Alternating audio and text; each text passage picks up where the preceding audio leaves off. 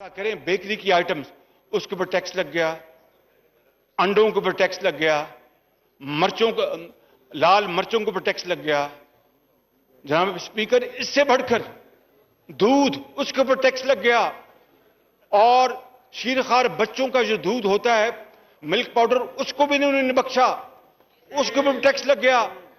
ये तो हमारे गरीब आवाम का माशी कत्लेआम है। पहले ही वो बेचारे एक वक्त की रोटी को तरसते थे, पहले ही वो बेरोजगार हैं, वो अपनी दवाई इलाज का इंतजाम नहीं कर सकते। ये अब इस नए मिनी बजट में ये होशरुबा जो टैक्सेशन है जनाब स्पीकर, ये मुझे डर है किसी खुदा ना खास्ता, अल्लाह ना करे, किसी ये इनकलाब की नवीद है। मैं आपको बताता हूं कि फिर जो फॉर्मूला मिल्क जो है बच्चों के लिए, उसके ऊपर टैक्स लगा दिया। और खुद इमरान नियाजी अपनी भाषणों में कई मरतबा कह चुके हैं, और उनको बड़ा शौक है स्टंटेड ग्रोथ, पाकिस्तान में स्टंटेड ग्रोथ होती है, और माजी की हुकूमतों ने उसके ऊपर कोई तवज्जो नहीं दी। तो जनाब, ये बच्चों के दूध के ऊपर आप टैक्स लगाकर, तो आप जो स्टंटेड ग्रोथ का इलाज कर रहे हैं कि उसको बढ़ा रहे हैं आप? मेल न्यूट्रिशन जनाब स्पीकर, ये वो खौफनाक शिके हैं जो मुझे नहीं इल्म कि ऑनरेबल फाइनेंस मिनिस्टर का दिल किस तरह माना और गवारा किया कि वो यहां पर इस हाउस में ले करें। मैं समझता हूं कि इनको तो इस्तीफा देके घर चले जाना चाहिए था कि मैं इस काम से बाज आया, और ऐन मुमकिन है कि वो इस्तीफा दे दें। मैं उनको जानता हूं कि वो ऐसे काम से अपना कोसों मील दूर रहने वाले हैं। किस तरीके से, फिर जनाब स्पीकर ये देखें कि जो आपकी जो सेहत है, सेहत आमा, जो अद्वियात के जो रॉ मटेरियल है, उसके ऊपर भी 17% इन्होंने टैक्स लगा दिया, अद्वियात के रॉ मटेरियल्स के ऊपर, खाम माल के ऊपर। फिर दवाइयां तो पहले ही आसमानों से बातें कर रही हैं। गरीब आदमी अपनी बीमार बच्ची या बेटा या मां के लिए या एक कमाऊ के लिए अगर बीमार होता है तो वो कहां से दवाई लेके आएगा? अगर वो इस दुनिया से कूच कर जाता है तो हमेशा के लिए उन घराने वो हमेशा के अंधेरे छा जाते हैं, कोई उनके सर पर दस्ते शफकत देने वाला नहीं होता। इन्होंने जनाब जो अद्वियात, जो मेडिसिन बननी है, उसके खाम माल पर टैक्स लगा दिया। इससे बड़ा मैं समझता हूं कि इस मुल्क के अवाम का माशी कत्लेआम और क्या हो सकता है, और सेहत आमा की तबाही का और क्या जरिया बन सकता है जनाब स्पीकर।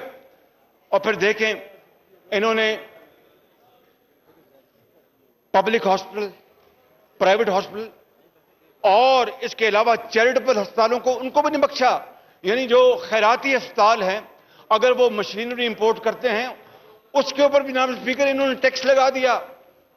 कभी आज तक मेरे यानी लिविंग मेमोरी में इस तरह का कोई वाकया नहीं है कि एक खैराती अस्पताल हो। आपने तो अपने खैराती अस्पतालों के लिए फ्री मशीनरी मंगाई, हमें बड़ी खुशी है, और लोग भी मंगाते रहे, हमें बड़ी खुशी है कि गरीब आवाम का वहां पर इलाज होता है।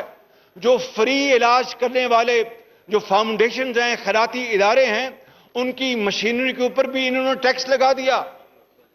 जनाब स्पीकर, इससे बड़ा आप दिल पर हाथ रखें जरा दिल पे हाथ, इससे बड़ा कोई जुल्म हो सकता है जनाब स्पीकर? जनाब स्पीकर, फिर यही बात खत्म नहीं होती। इन्होंने फिर जो इंपोर्टेड इक्विपमेंट है बीमारियों के इलाज के लिए, चाहे वो टीबी है, चाहे वो कैंसर, उसके ऊपर टैक्स लगा दिया। I am a cancer survivor. मेरी 2003 में मेरी सर्जरी हुई थी कैंसर की। अल्लाह का शुक्र है कि मैं आज आपके सामने मौजूद हूं। वो बड़ा मूजी मर्ज होता है, कैंसर के नाम से लोग वैसे खौफ खाते हैं, और मुझे अल्लाह ने अपना हिम्मत दी, मेरा इलाज हो गया।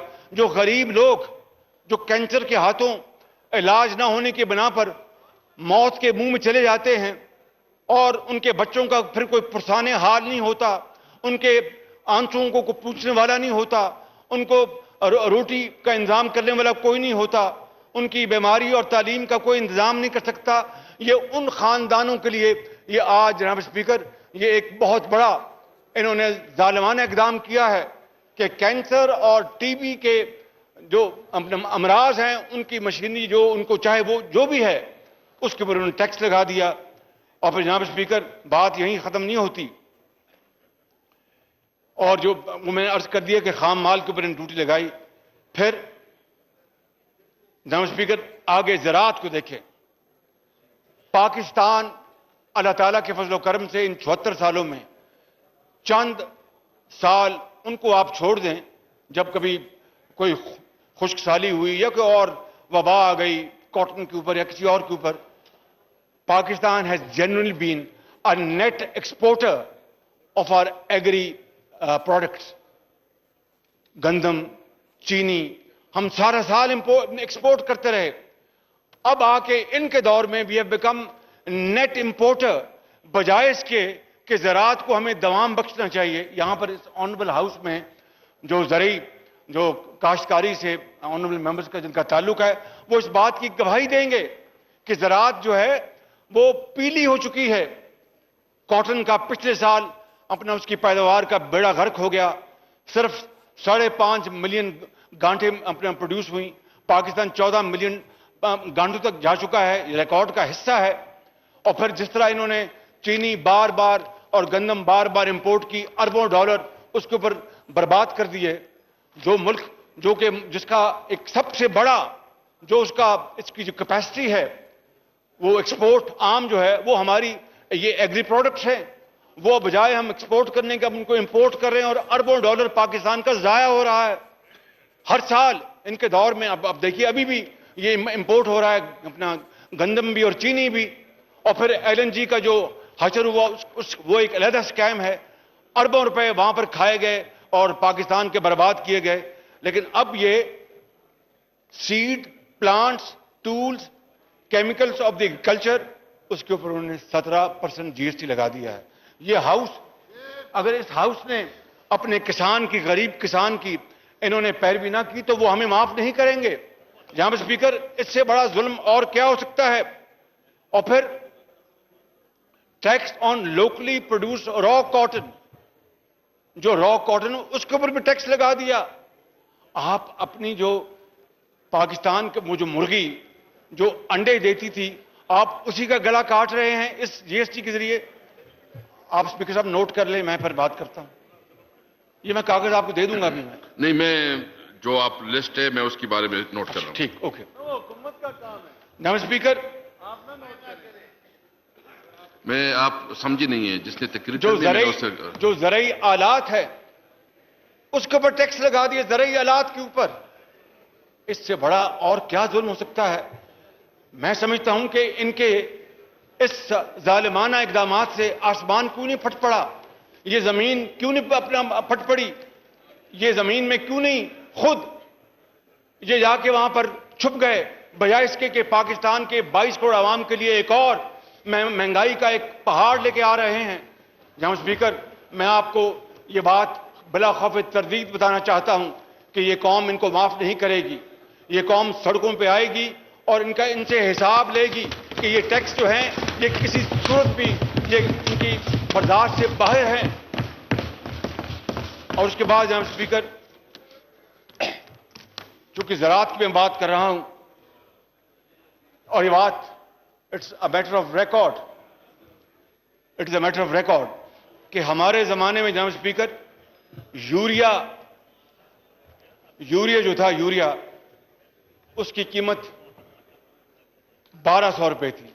एम आई राइट? 1200 रुपए थी। 1200 उसी की बात कर रहा हूं, 1200 रुपए थी। आज जनाब स्पीकर वो 3700 रुपए पे है, 3700 रुपए पे।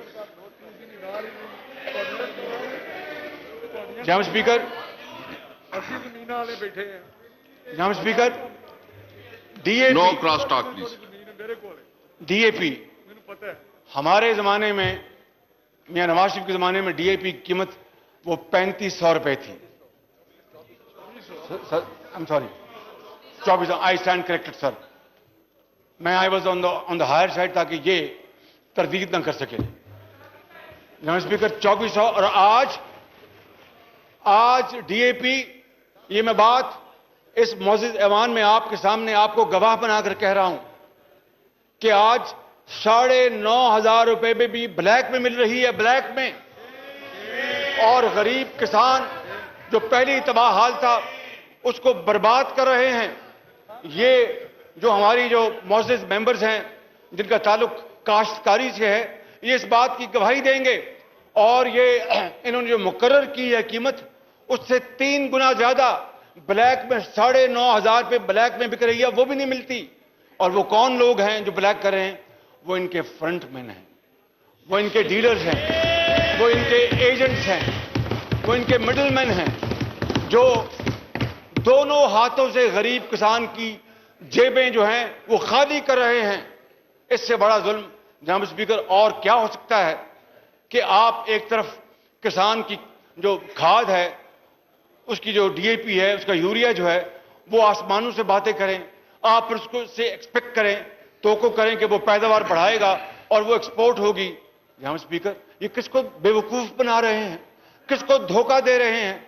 मैं समझता हूं कि इससे ज्यादा दर्दनाक हौलनाक सूरत हाल, चाहे वो ज़राअत है, चाहे वो सनत है, चाहे वो कारोबार है, चाहे वो आम आदमी है, इससे ज्यादा खराब सूरत हाल पाकिस्तान की तारीख में कभी पैदा नहीं हुई।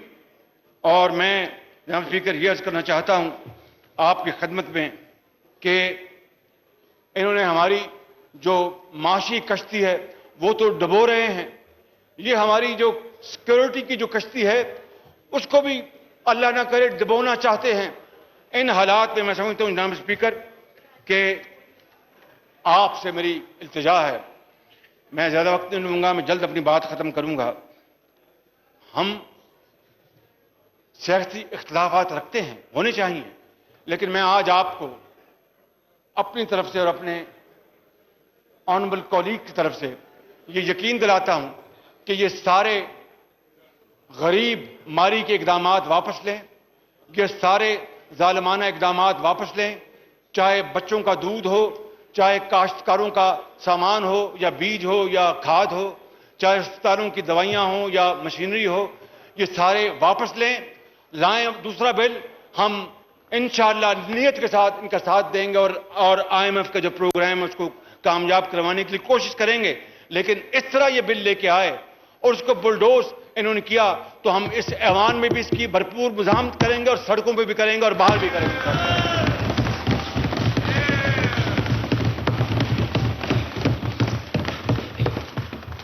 यहां स्पीकर, सिर्फ $1 अरब के लिए ये अपनी पाकिस्तान की मईशत और आज़ादी को गिरवी कर रहे हैं। मैं आपको वो याद दिलाना चाहता हूं, आपको वाकया जब पाकिस्तान एटमी ताकत बन रहा था, बनने जा रहा था, प्रेसिडेंट बिल क्लिंटन ने मियां नवाज शरीफ वज़ीर आज़म को $5 अरब की पैकेज ऑफर की। मैं उसका ऐनी शाहिद हूं, गवाह हूं। वज़ीर आज़म ने 5 टेलीफोन कॉल्स भी आए, 5। हर बार उन्होंने कहा कि मेरे लिए बड़ा मुश्किल है, ये मुमकिन नहीं है। हिंदुस्तान ने ये हरकत की है, ना करते तो शायद हम इसके ऊपर इस तरह का इकदाम ना उठाते। अब मेरे पास कोई चारा नहीं है। ये $5 अरब की आपकी पेशकश, बहुत मेहरबानी, बहुत शुक्रिया जनाब सदर, लेकिन मैं पाकिस्तान के अवाम का मैं मुस्तकबिल तारीख नहीं कर सकता। मैं इसको नहीं लूंगा, मगर पाकिस्तान की इज्जत पर मैं आंच नहीं आने दूंगा। और अल्लाह ताला के फज़ल करम से पाकिस्तान कायम दायम रहा। आज ये $1 अरब की खातर, जिनके बारे में खुद ऑनरेबल फाइनेंस मिनिस्टर उन्होंने गोया हुए कि वो खड़ा हो गया है इमरान नियाजी, वो तो आज घुटने टेक चुका है। मैं समझता हूं कि जनाब स्पीकर, जो कौम भीख मांगती है और भीख की आदी हो जाती है, वो कभी तरक्की नहीं कर सकती। Handouts and aid and dole outs, never ever they have been able to strengthen a society on its feet. कभी नहीं हुआ। पांव पे खड़ा होने के लिए आपको जरी बनना पड़ता है, मेहनत करनी पड़ती है, अल्लाह पर तवक्कुल रखना पड़ता है, दिन रात मेहनत करनी पड़ती है। उसके बगैर आप बातों से आप ताकतवर नहीं हो सकते। जनाब स्पीकर,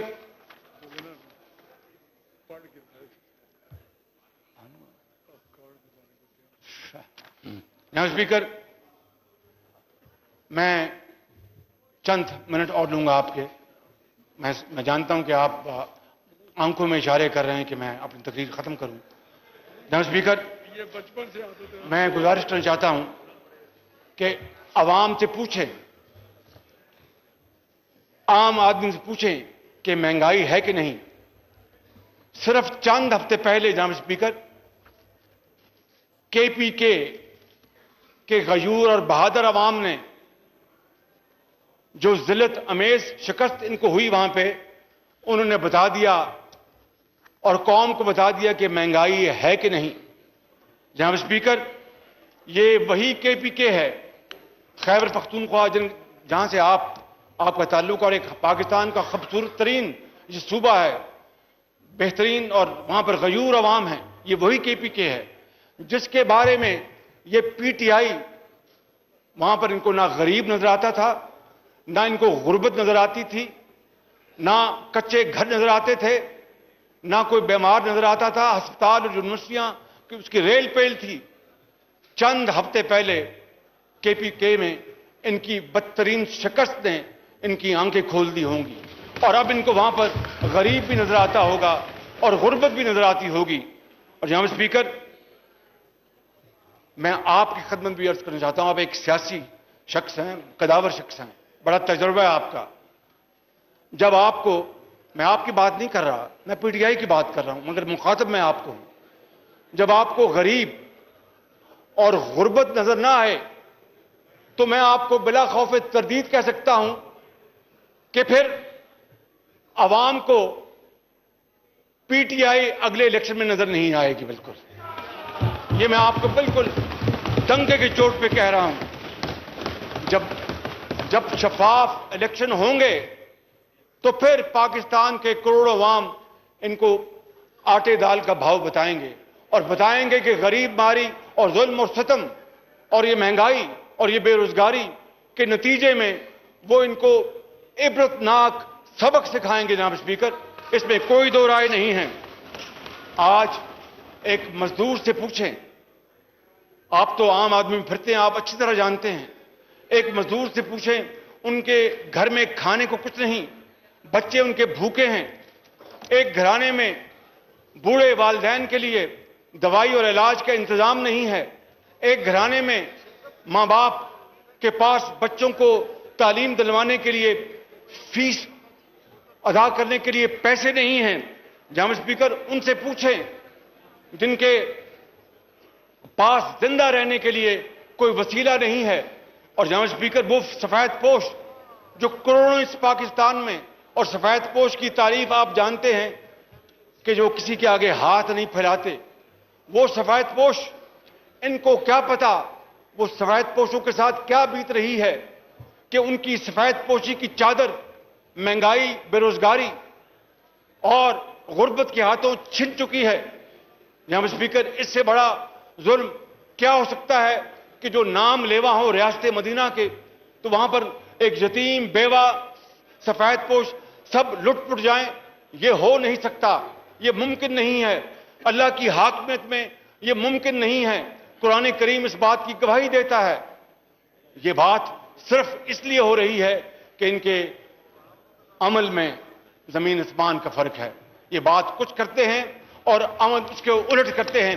यही वजह है कि आज ये तमाम वबाएं पूरे पाकिस्तान में अपने आगोश में ली हुई हैं। जनाब स्पीकर, मैं ये कहना चाहता हूं कि वो सनतकार जो इस मुल्क के लिए फॉरेन एक्सचेंज कमाते हैं, लाखों लोगों को रोजगार देते हैं, आज उनकी सनतों से की चिमनियों से धुआं निकलना बंद हो चुका। हजारों लाखों लोग बेरोजगार हो चुके। आज कारोबारी लोगों का कारोबार ठप हो चुका।